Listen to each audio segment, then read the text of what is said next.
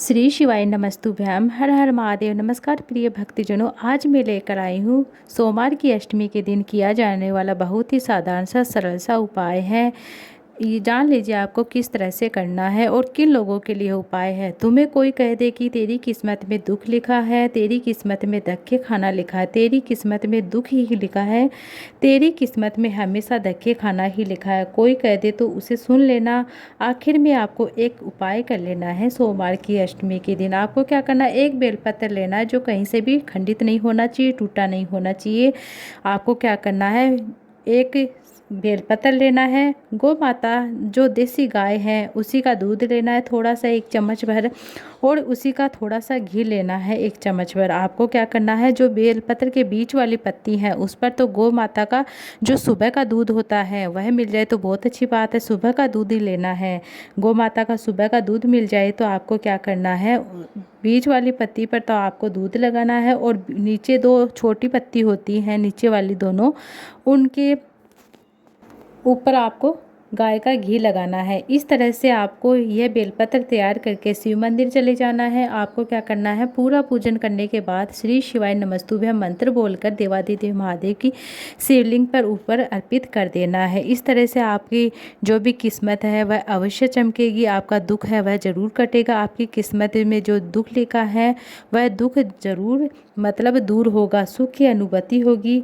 दुख पर सुख भानु आपको क्या सुख की अनुभूति होगी। इस तरह से आपको ये बहुत ही सरल सा उपाय कर लेना है। आपको यह सोमवार की अष्टमी के दिन बहुत ही सरल सा उपाय जरूर करके देखना है।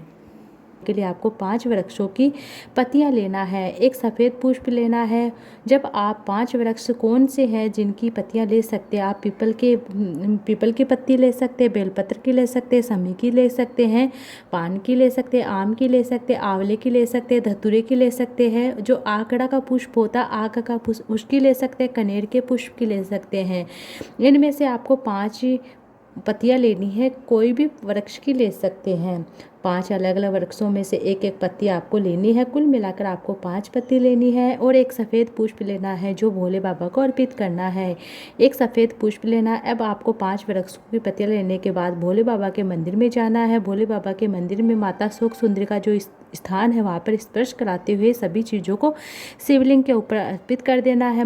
आप अपने हाथ में 5 पत्तियां लीजिए, एक सफ़ेद पुष्प लीजिए, माता शोक सुंदरी के स्थान पर स्पर्श करा दीजिए। उसके बाद शिवलिंग के ऊपर सभी चीज़ें अर्पित कर देना। कोई नियम नहीं है कि आप पत्ती पहले चढ़ाए फूल पहले, ऐसा कुछ भी नियम नहीं है। जैसी आपकी इच्छा है। पत्ती की डंडी का मुख है कहाँ होना चाहिए, किस साइड मुख होना चाहिए, बस आपको शिवलिंग पर अर्पित करना है। ये कोई जरूरी नहीं कि आपको कहाँ किस तरह करना है। माता शोक सुंदरी के स्थान पर स्पर्श कराने के बाद आपको वह पत्तियाँ आपको देवादिदेव महादेव की शिवलिंग पर चढ़ा देना है। ध्यान रखना बस इतना ही मात्र कि आपको जो भी कामना वह बोलते हुए अति शीघ्र वह कामना पूरी होगी। ये उपाय आप सोमवार की अष्टमी के दिन जरूर कीजिएगा। गुरु जी के द्वारा बताया गया, फिलहाल की कथा में बताया गया बहुत ही सरल सा उपाय है। बढ़ते हैं दूसरे विशेष उपाय की ओर। हाल ही में पूर्ण शिव महापुराण की कथा में गुरु जी ने बताया है सरल और आसान सा उपाय है। गुरु जी ने कहा कि जिनका विवाह नहीं हो रहा, विवाह में देरी हो रही है,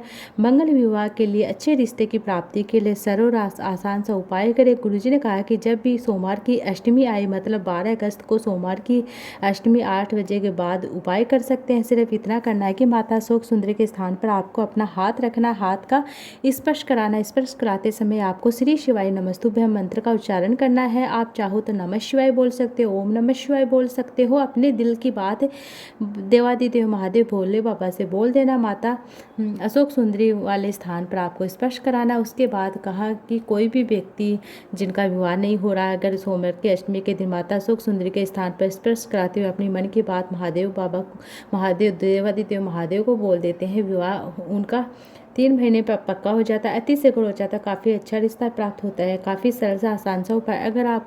अगर लड़का लड़की स्वयं के लिए कर सकते हैं तो बहुत अच्छी बात है, नहीं तो कोई भी घर का सदस्य उसका नाम और गोत्र बोलकर भी कर सकता है। अगर उनके निमित्त उनके घर का कोई सदस्य यह उपाय कर लेता है तो वह उनका नाम और गोत्र बोलकर कर सकता है। भोले बाबा से प्रार्थना कर सकते हैं। अब तीसरे विशेष उपाय की और गुरुजी ने विशेष तिथियों में रुद्राक्ष सिद्ध करने का एक सरल आसान तरीका बताया है। हैं। अब आपका पास जो रुद्राक्ष है आप उसे सिद्ध कर सकते हैं। सोमवार की अष्टमी है, बहुत ही सावन का महीना है, आप अपने घर पर ही सिद्ध कर सकते हैं। सावन सोमवार अष्टमी तिथि के दिन आप कर सकते हैं, जिस दिन आपको अपने घर पर ही अपने रुद्राक्ष को सिद्ध करना है। ये रुद्राक्ष सीहोर का है या फिर कहीं का भी हो, आपको सिद्ध कर लेना है, बस आपको यही करना है। अगर आपका पहना हुआ रुद्राक्ष है तो भी आप सिद्ध कर सकते हैं गुरुजी के द्वारा, मतलब सीहोर का रुद्राक्ष है तो भी उसे सिद्ध कर सकते हैं। सावन में करना है, वो ही ऐसा सावन है जिसकी शुरुआत और अंत सोमवार से हो रही है। 72 सालों के बाद हमें ऐसा मौका मिल रहा है कि हम घर पर रुद्राक्ष सिद्ध करने का मौका मिल रहा है। गुरुजी ने कहा है कि कुछ विशेष तिथियां होती है सावन में जिन्हें आप अपने रुद्राक्ष को सिद्ध कर सकते हैं। अब तिथियां कौन सी है जान लीजिए, आप वह समझ लीजिए। अमावस्या, पूर्णिमा, प्रदोष, शिवरात्रि और अष्टमी तिथि। सोमवार की जो अष्टमी तिथि है वह है चतुर्दशी तिथि और त्रयोदशी तिथि अष्टमी तिथि। ये 8 आपको मतलब इस तरह से करना, 8 बजे के बाद अपने रुद्राक्ष को सिद्ध कर सकते हो। कैसे करना आप वीडियो के माध्यम से भी देख सकते हैं, समझ सकते हैं। आपके पास एक या कितने भी रुद्राक्ष है उसे एक कटोरी में रख लीजिए। एक से अधिक रुद्राक्ष है तो भी कोई दिक्कत की बात नहीं, सभी रुद्राक्ष को एक साथ सिद्ध कर सकते हैं। कटोरी में रुद्राक्ष रख लेना है, उसके बाद 7 बार जल उसके ऊपर डालना है। श्री शिवाय नमस्तुभ्यं मंत्र बोलते हुए रुद्राक्ष के 7 बार जल डालने के बाद आपको 5 बार दूध डालना है। गाय का कच्चा दूध होना ही चाहिए, 5 बार डालना है। 2 बार आपको गाय का देसी घी रुद्राक्ष के ऊपर डालना है। इसके बाद धूप बत्ती गूगल किसी भी का भी प्रयोग कर सकते हैं। आपको धूप दिखाना है, मतलब धुआं रुद्राक्ष में लग जाए, इस प्रकार से आपको कर सकते हैं। धूप दे सकते हैं आप, जैसे आरती करते हैं वैसे करना भगवान को, वैसे ही आपको जैसे धूप दीप करते हैं इस तरीके से करना। रुद्राक्ष में के साइड मोड़ सकते हैं और श्री शिवाय नमस्तुभ्यं मंत्र बोलते हैं, नमः शिवाय, ओम नमः शिवाय बोलते हुए आपको कर लेना है। आपको इस रुद्राक्ष को अपने पास रख लेना है। गुरुजी ने कहा कि अगर आप धारण करना चाहते हैं तो धारण भी कर सकते हैं। पूजन के स्थान पर आप रख दीजिए थोड़ी सी देर के लिए। श्री शिवाय नमस्तुभ्यं मंत्र का जप करते हुए रुद्राक्ष हमारे जीवन का सर्वश्रेष्ठ रुद्राक्ष हो जाता है। हमारे जीवन का यह कल्याण करने वाला होता है, हमें सफलता प्रदान करने वाला होता है, हमारी कामना की पूर्ति करने वाला होता है। इसलिए आपको इस सावन की अष्टमी के दिन यह विशेष उपाय घर पर ही कर लेना है। बढ़ते हैं चौथे विशेष उपाय की ओर।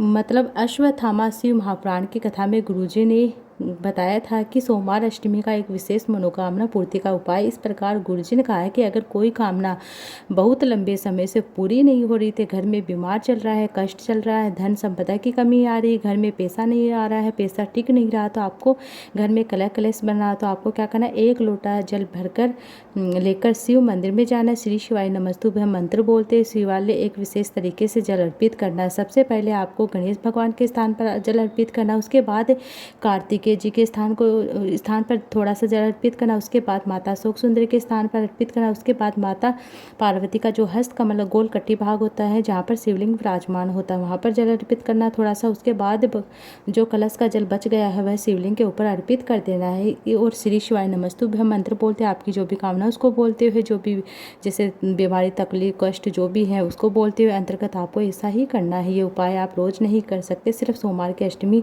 ऐसी विशेष तिथि होती है जिस दिन ये उपाय कर लिया जाता है तो ग्रह क्लेश कोई भी तकलीफ हो वह दूर होती हैं। जो कलश में जल बचा है उसे आप बेलपत्र के वृक्ष के नीचे श्री शिवाय नमस्तुभ्यं मंत्र बोलते हुए आपको बेलपत्र के वृक्ष के नीचे अर्पित कर देना है। 1 मिनट आपको वहीं पर रुकना है, 1 मिनट तक आपको वहीं पर बैठकर खड़े होकर जैसी व्यवस्था हो वैसी व्यवस्था के अनुसार आपको 1 मिनट श्री शिवाय नमस्तुभ्यं मंत्र का जप करते उसके बाद अपनी कामना भोले बाबा से बोल दीजिए।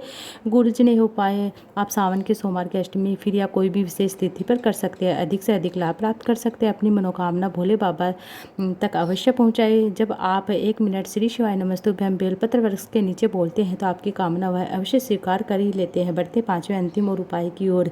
सीहोर कुबेर धाम के पिछले वर्ष की महाशिवरात्रि शिव महापुराण की कथा में गुरुजी ने समी पत्र से जुड़े एक उपाय बताया था, उपाय की जानकारी थी जिसे आपको इस सोमवार की अष्टमी के दिन कर लेना है, अधिक से अधिक लाभ प्राप्त होगा। समी पत्र को आपको देवादिदेव महादेव को चढ़ाने का एक नियम होता है। अब कैसे और किस तरह से चढ़ाना, कब चढ़ाना जान लीजिए कि गुरुजी ने जानकारी दी है कि इस प्रकार है। तो आपको शिवलिंग के संपूर्ण स्नान करा देने के बाद, आपको शिवलिंग का श्रृंगार कर देने के बाद, मतलब आप जल से स्नान करा दे उसके बाद श्रृंगार कर देते हैं, जैसा आप त्रिपुंड इस तरह से फूल पत्ती सब कुछ चढ़ा देते हैं, उसके बाद चंदन लगा देते हैं।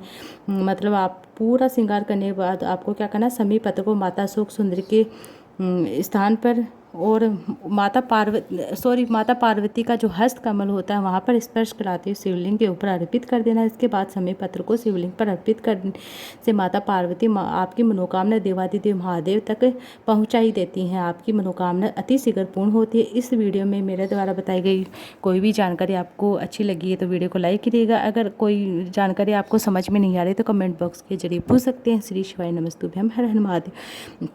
आप कमेंट बॉक्स में भी जरूर से लिखिएगा श्री शिवाय नमस्तुभ्यम, हर हर महादेव। कोई भी आपको सरल सा